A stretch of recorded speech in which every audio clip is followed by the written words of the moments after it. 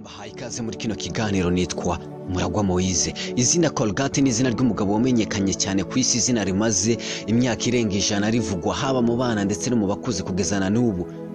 Izina Colgate ni izina rizwi mu ndimi zose, aho uciye hose ukavuga izina Colgate abantu benshi batahura yuko ari umuti w'amenyo, umuti dukoresha kugira ngo tugire impumuro nziza mu kanwa ndetse n'amenyo yacu abashe kwera. Benshi bazi ko ari umuti usanzwe nk'indi miti, ari izina risanzwe dukoresha, ariko kandi ni izina ry'umugabo, uruganda rukomeye cyane ku isi, abarenga miliyari 2 ku isi bakoresha uno muti. Ni irihe bibanga umugabo witwa William yakoresha kugira ngo abashe kumenyekana kandi izina rye rivugwe kugezana n'ubu? Kampani ikomeye cyane yo muri Leta Zunze Ubumwe za Amerika. Mbahaye ikaze. Ariko kandi utarakora subscribe wayikora kugira ngo uzokurikirana ibiganiro byacu by'ubutaha.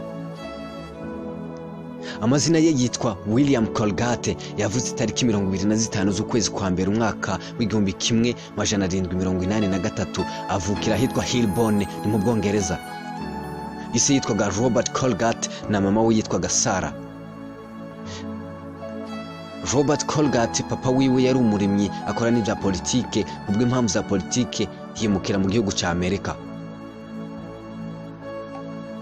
Icyo gihe hari intambara yari muri Amerika, iyo twokwita American Civil War.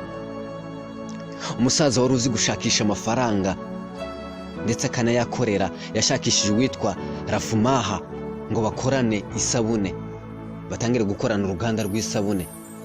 Icyo gihe yatwaraga umwana we witwa William Colgate akabafasha areba ibyo se n'uwo mugenzi we bakora.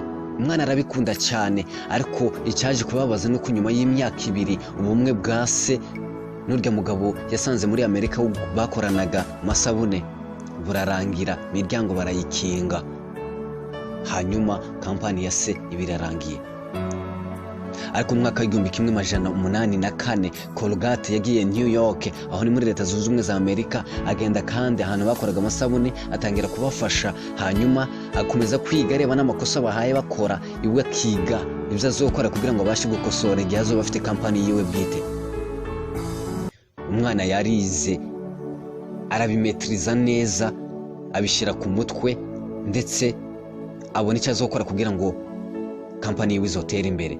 Muri icyo gihe yaramaze kumenyana n'abantu benshi bazaga kugura amasabune muri icyo gihe muri iyo kampani yakoreraga New York. Mu mwaka w'1886 William Colgate yafunguye ubucuruzi bwe bwa mbere bw'isabune ahitwa Dutch Street, Manhattan. Afata abakiriya neza, abitaho ndetse atangira kubabwira ko nta mpamvu n'imwe yotuma bazoza baza gutora amasabune, ahubwo we ubwiwe azoza yabazanira iwabo mu rugo, nk'ibyo twakwita home delivery. Mu mwaka w'1888 William Colgate yabatijwe mu ishengero rya First Baptist Church, aba umukozi waho arikorera imyaka itari mikeya. Nyuma yaho mu mwaka w'1811 yagiye mu rundi rusengero rw'Ababatista ahitwa Oliver Street Church kugeza mu mwaka w'1820. Afungura urundi uruganda rw'isabune ahitwa Jezi. Ni umugabo wari ukunzwe cyane, ahageze hose agafungura uruganda. Mu mwaka w'1847 yasubiye afungura uruganda ahitwa New Jersey City Factory. Abantu bamubajije impamvu ituma uruganda rwiwe rukundwa, yavuze yuko uruganda rwiwe rwakunzwe kuko yatahuye gutanga icya-10. Yageresheje Imana icya-10 arayigerageza, hanyuma kampani yiwe itera imbere, iramenyekana cyane, abantu benshi baza kumugurira. Nyuma yaho abona ko byamuzaniye umugisha, aja ku cya-10 cya 20, atanga ibice 20 by'icya-10. Abona ibintu bikomeje kuguzana umugisha, nyuma atanga 50 y'amafaranga yinjije y'icya-10. Umugabo wari waratahuye cyane, ariko twebwe muri no minsi icya-10 kiratugora gutanga, tukabona yuko ari ikintu kigoye, ariko abandi barakironkeyemo umugisha utangaje.